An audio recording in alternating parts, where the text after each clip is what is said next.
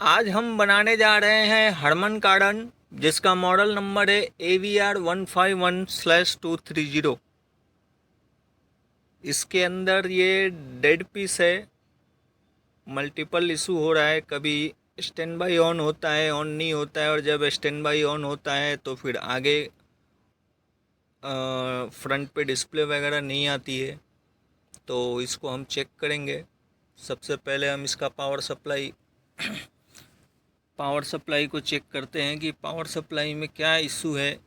और साथ ही साथ हम देखेंगे कि ये स्टैंड बाई है तो स्टैंड बाई के रहते कहाँ पर कितना वोल्ट आना चाहिए, ताकि जो जिन भी लोगों के पास ऐसा पीस आए तो वो चेक कर सकें। तो सबसे पहले हम 5 वोल्ट पे ध्यान देंगे। ये जो है इसका 5 वोल्ट है।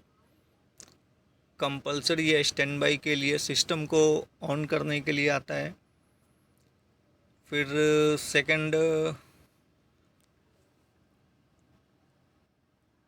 एक 44 वोल्ट है।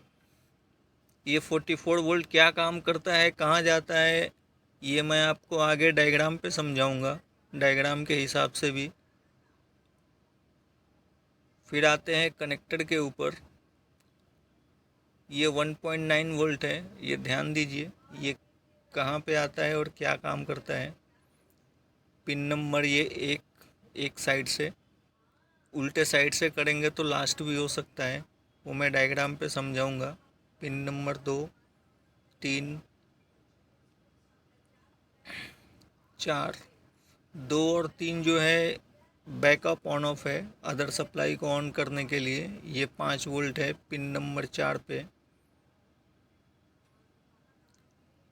ये 3 और 2 जो है आगे कपलर को जाती है, ताकि वो दूसरे जो वोल्टेजेज हैं एम्प वगैरह के लिए या अदर जो वोल्टेजेज हैं उसको ऑन करने के लिए इस्तेमाल किया है।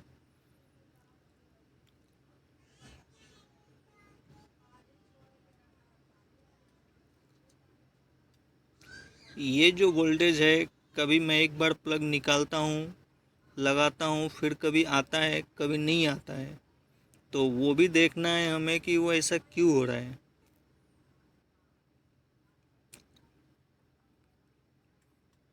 मोस्ट इम्पॉर्टेंट सप्लाई है जो कि आना ही चाहिए, पर थोड़ा सा अजीबोगरीब प्रॉब्लम है। देखते हैं हम इसका पावर सप्लाई यहाँ से डिस्कनेक्ट करते हैं और फिर चेक करते हैं कि क्या समस्या कहाँ पर है। ये कभी अपने आप आता है, फिर इसको ऑन करके देखते हैं तो ये ऑरेंज लाइट से वाइट लाइट होती तो है, लेकिन डिस्प्ले पे भी कुछ नहीं आ रहा है।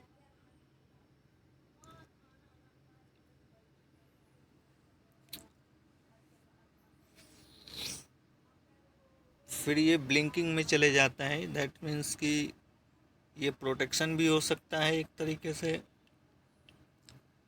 चलिए देखते हैं। अभी हमने जो है इसका पावर सप्लाई निकाला है, और इसका जो ये मेन आईसी जो आप देख रहे हो, और ये पुरानी आईसी है, इसको हमने चेंज किया है, नया लगाया है। और नया लगाने के बाद आई होप, मुझे उम्मीद है कि जो ये और ये रेजिस्टेंस मेरे हाथ से गलती से मैग्नाफाइन गिर गया और वो उड़ गया। और ये रेजिस्टेंस हमने 5 वोल्ट से 2.2 के का रेजिस्टेंस लगा के, ताकि आगे के दूसरे वोल्टेजेस ऑन हो सके। हम आपको दिखाते हैं।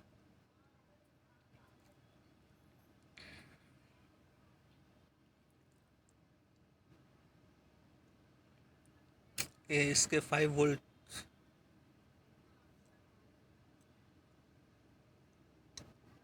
और ये रेजिस्टेंस के थ्रू ये बाकी का जो एम सेक्शन का सप्लाई है ऑन करता है। देख लेते हैं कितना है, 21.9।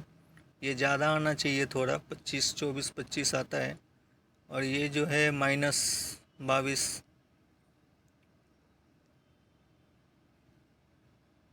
अभी हम इसको फिट करेंगे, और फिट करने के बाद ये एक दूसरा है सप्लाई 12 वोल्ट। ये दूसरी एक सप्लाई है जो 12 वोल्ट आती है। सॉरी, ये रेजिस्टेंस के बाद, हाँ ये 12 वोल्ट है बराबर।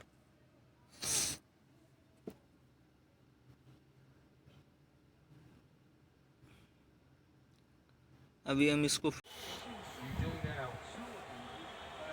Yesterday, that he's got the ability to bowl that slow delivery around the 120 to 125. He's also bowled one delivery which is around 116 flexibles over here. That's in Pakistan to Virat Kohli, and that's on the leg in Milson. That's been hammered away by Virat Kohli down to working good हो गया है। अभी हम जो है इसके कुछ voltages वगैरह देख लेंगे, जो कॉमन इसके वोल्टेजेस आने चाहिए, कंपलसरी है।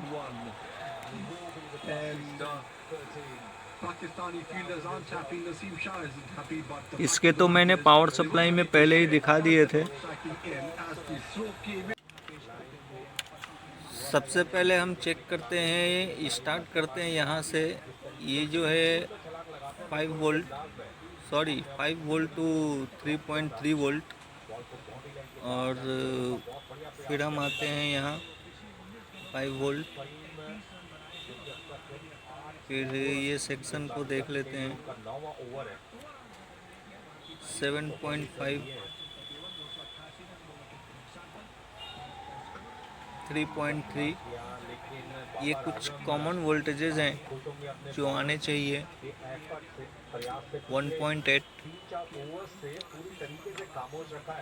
ताकि जो जिनके पास भी ये नया आए तो वो 11.41 ताकि वो इस वोल्टेज से कंपेयर कर सकें। -8 वोल्ट, +8 वोल्ट,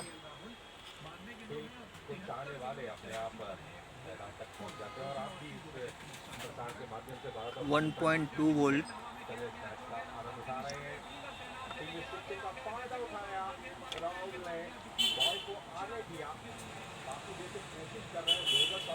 1 कॉइल है 5 वोल्ट, ये भी एक कॉइल है।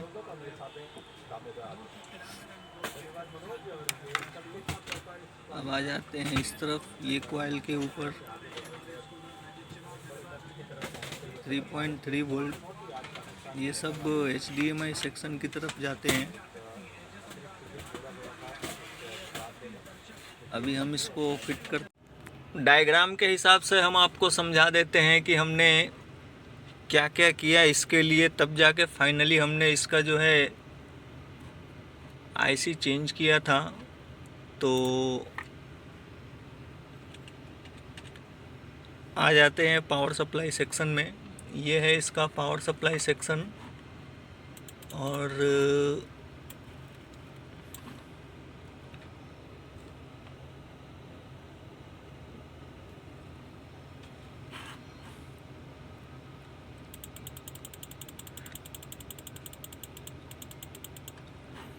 ये है वो IC जिसको हमने चेक किया था। चेक करने से पहले जब ये बंद था, मतलब स्टैंड बाई भी वोल्टेज नहीं आ रही थी, तो इसका जो ये सेक्शन है ना, यहाँ पे आने चाहिए मिनिमम 12 वोल्ट से 15 वोल्ट। नहीं आ रहा था, 8 वोल्ट आ रहा था। फिर कभी कभी मैं यहाँ वहाँ वोल्टेज चेक करता था तो ये अपने आप फिर 12 वोल्ट हो भी जाता था। फिर हमें डाउट हुआ तो हमने ये जो कैपेसिटर है, फ़िल्टर, इसको हमने चेक किया, चेंज नहीं किया। चेक करने में ये पता लगा कि ये वर्किंग है, मीन्स मीटर सही दिखा रहा है जो इसकी वैल्यू है। और उसके बाद फिर यहाँ से ये एक लाइन जाती है ये फ़िल्टर को। ये फ़िल्टर भी हमने चेक किया, ये फ़िल्टर भी ओके था। फाइनली हमने फैसला किया कि हमें ये IC चेंज करके ही देखनी पड़ेगी। फिर हमने इसका IC चेंज किया, और चेंज करने के बाद फिर जाके जो हमारा स्टैंड बाई वोल्टेज था 5 वोल्ट, जो कि यहाँ पे बनता है, ये आप देख सकते हो, यहाँ पे लिखा है 5 वोल्ट। जूम ऑन करके दिखा दूँ आपको।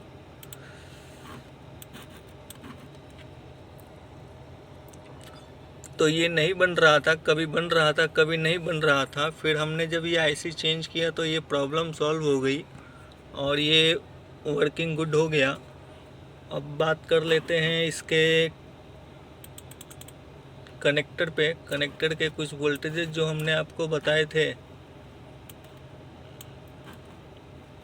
उसके बारे में हम बात कर लेते हैं।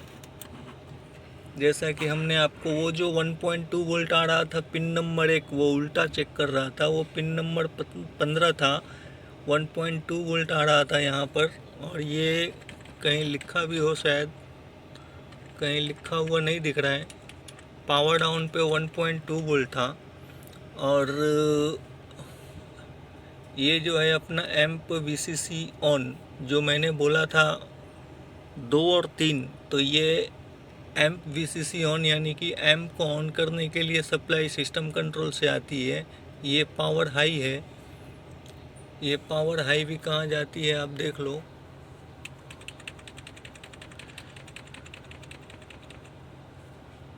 ये इस सेक्शन को जाती है, यानी कि ये हाई पावर जनरेट कर रहे हैं। यहाँ तो 12 वोल्ट VK के एक सप्लाई जो थी उसमें ना 44 वोल्ट, ये VK के 44 वोल्ट ही होनी चाहिए।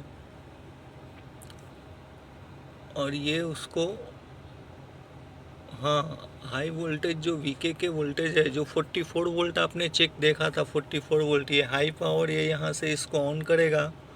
और ये ऑन करने के लिए बैकअप आएगा, फिर ये ट्रांजिस्टर जनरेट होगी, फिर ये रेगुलेटर पे आएगा। 7824 24 वोल्ट के लिए इस्तेमाल किया है। फिर 44 वोल्ट आ रहा था, एक 44 वोल्ट कहाँ आ रहा था, फिर मैंने एक 44 वोल्ट भी देखा था। यहाँ पे तो कहीं 44 वोल्ट नहीं दिख रहा है, यही शायद 44 पहले होगा, बाद में रेगुलेटर के थ्रू रेगुलेट करके 24 वोल्ट जनरेट किया होगा, यही होगा। ठीक है। और दूसरा जो है, यही जो है आपका पावर हाई, ये यहाँ पे भी जाता है। और ये PC1 यानी कि जो आपका कपलर है वो उस सेक्शन पे जाता है। और दूसरे जो वोल्टेजेस हैं आप देख लो, जैसा कि हमने आपको पिन नंबर 4 कहा था, 4 और 5 ये स्टैंड बाई है, ये उल्टा है, मैंने उल्टे बाजू से PCB उल्टा किया था तो वैसा है। फिर ये -12 वोल्ट भी है, 7 वोल्ट प्लस, और फिर वॉल्यूम सेल प्लस माइनस।